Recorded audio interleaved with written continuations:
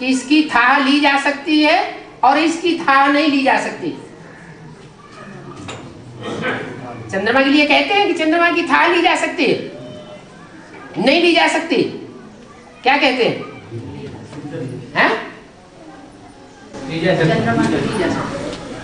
चंद्रमा तक पहुंच सकते हैं, पहुंच है, लेकिन सागर की थाह कोई नहीं ले सका आज तक। उसमें बड़बूला ट्रेंगल भी है। साइंसदान चाहे जितने भी साइंस में आगे बढ़ जाएं, लेकिन वहां हार जाते हैं। उस हिस्से को छोड़ दिया।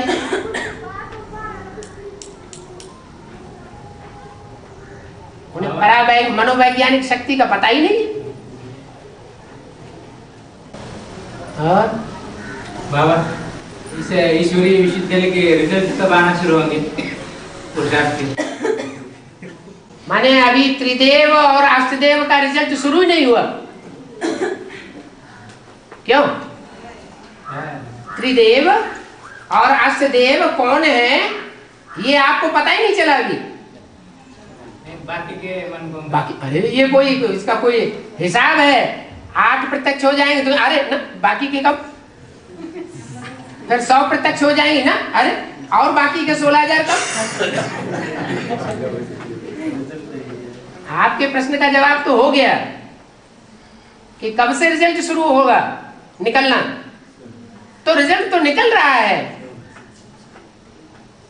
दुनिया में भी परीक्षा होती है तो जो अव्वल नंबर पास होता है उसको पहले आउट कर दिया जाता है, फिर नंबरवार प्रत्यक्ष कर दिए जाते हैं पास विधान। ऐसे यहाँ भी है और अभ्यक्तवाणी में बोल भी दिया है। और जो नंबर बचे हुए हैं वो जल्दी जल्दी अब आउट होंगे, इतना लंबा टाइम नहीं लगेगा। अभी टू लेट का बोर्ड लगा है क्या? सूर्यवंशियों में जो अव्वल नंबर पार्टधारी है उनका पार्ट खुला है। टू लेट का बोर्ड लगा है, वो लेट का बोर्ड लगा है, लेकिन टू लेट का बोर्ड नहीं लगा। अभी भी चाहे तो अष्टदेव में 9 सीट, वो 6 सीट्स खाली है। और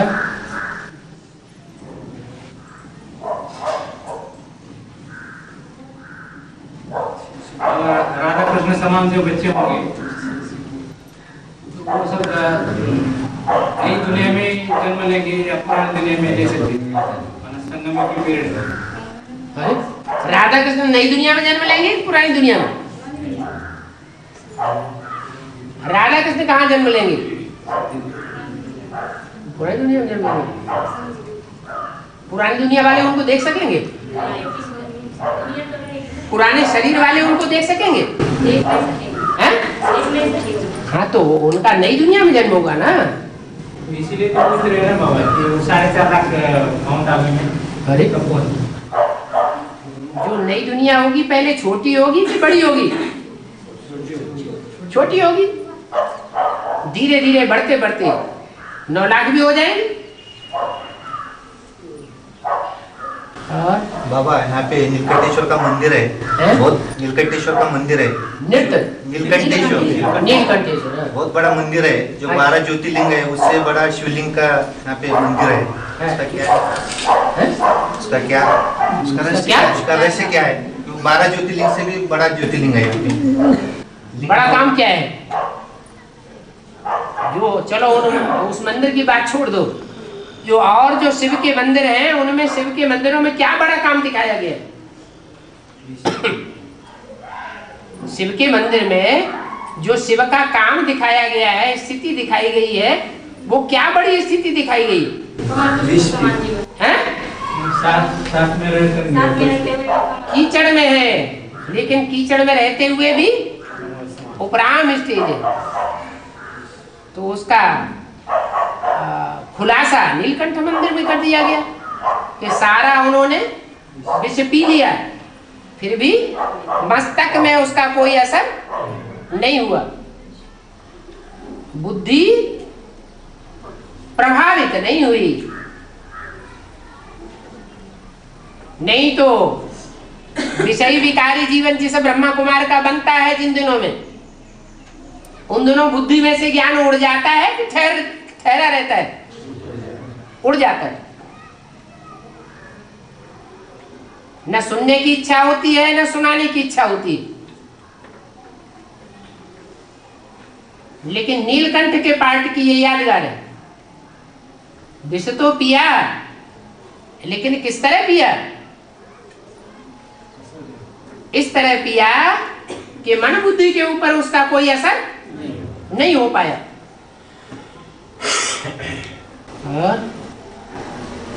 जो आत्माएं ब्राह्मण से देवता नहीं बन पाएंगे, वो शरीर छोड़ेंगे। ठीक है, ब्राह्मण सो देवता नहीं बन सकेंगे, अथवा संपूर्ण ब्राह्मण सो संपूर्ण देवता नहीं बन सकेंगे, क्योंकि ब्राह्मणों की भी तो नौकुरियां गाई हुई है। तो जो श्रेष्ठ थे श्रेष्ठपुरी के होंगे वो बचेंगे, निष्कष्टपुरियों के होंगे तो नहीं बचेंगे।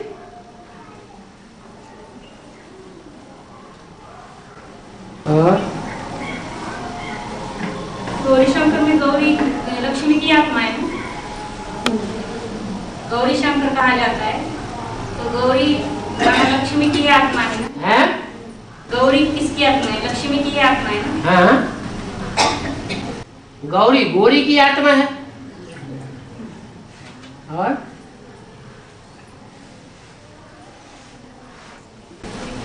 गौरी शंकर में गौरी को पहले क्यों रहता है?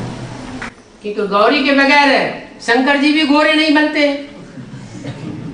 उनके दोनों तरह के चित्र दिखाए जाते हैं, दाढ़ी मूछ वाला काला भयंकर रूप भी दिखाते हैं, फिर उनका सौम्य रूप भी दिखाते हैं। शंकर में तो शिव की प्रवेशता है, शंकर में शिव जी की प्रवेशता है। हाँ, प्रवेशता भी होती है और फिर संपन्नता भी होती है। ऐसे थोड़े ही कि बाप सदैव ही प्रवेश होकर के रहता है। नहीं तो ये गायन कैसे होता है शिव शंकर एक है? क्या कारण है? जरूर शंकर ने याद का ऐसा पुरुषार्थ किया है लवलीन होने का कि जो शिव की स्टेज सो शंकर की स्टेज। इसलिए शिव के साथ एक ही देवता को मिलाया जाता है, न विष्णु को मिलाते हैं, न ब्रह्मा को मिलाते हैं, न और कोई 33 करोड़ देवताओं में से किसी को मिलाते हैं।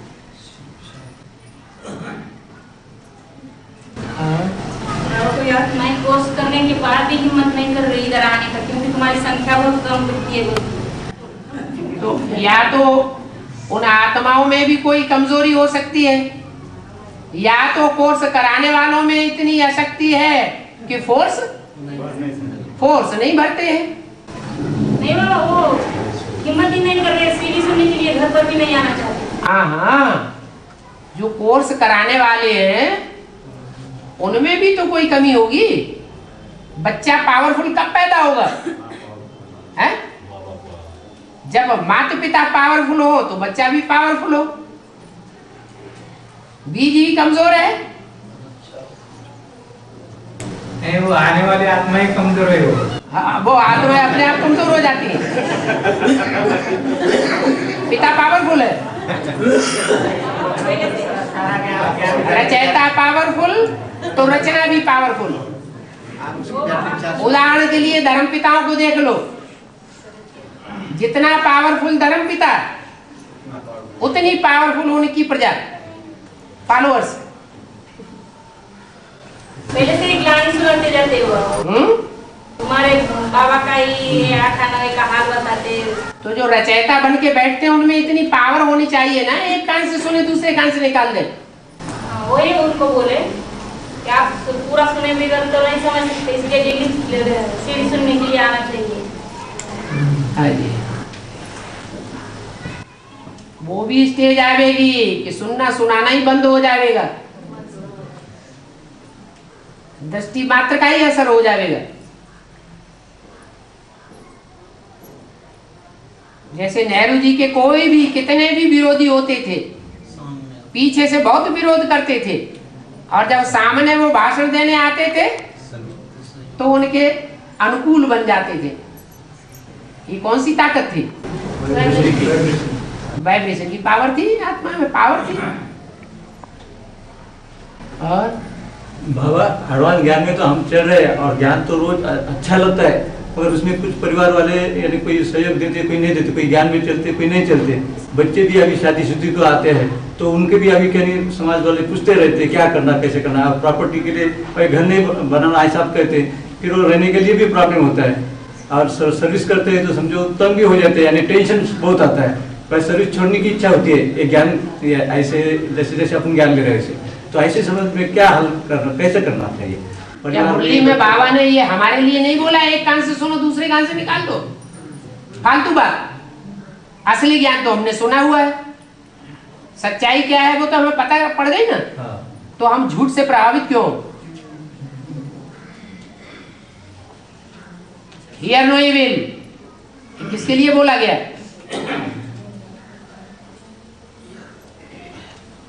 और बाबा सबसे पीछे आने वाले, पिछाड़ी में आने वाले आत्माओं का क्या हिसाब किताब रहेगा?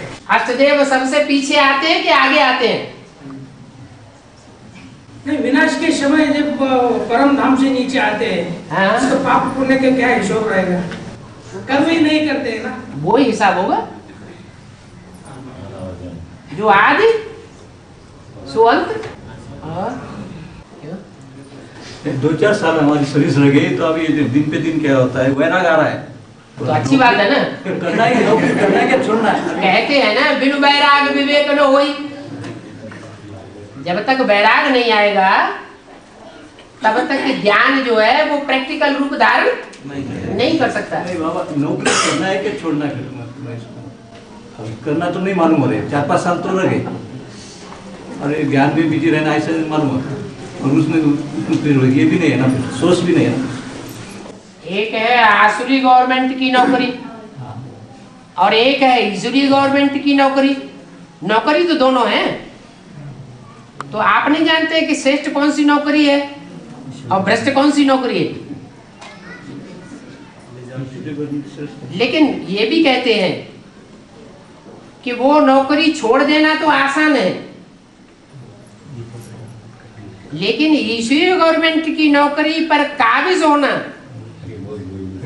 वो फिर माया छोड़ दे तो बड़ी बात है। नहीं तो नौकरी छोड़ देते हैं और दूसरी तरफ माया पकड़ लेती है। घर में बैठेंगे बेकार तो क्या होगा? माया का कारखाना तैयार हो जाएगा।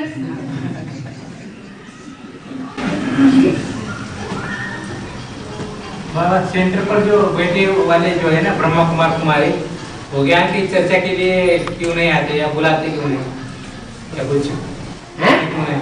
तो सेंटर पर बैठने वाले जो है उनका नारा क्या है? उनका नारा है अंधेरा कायम रहेगा।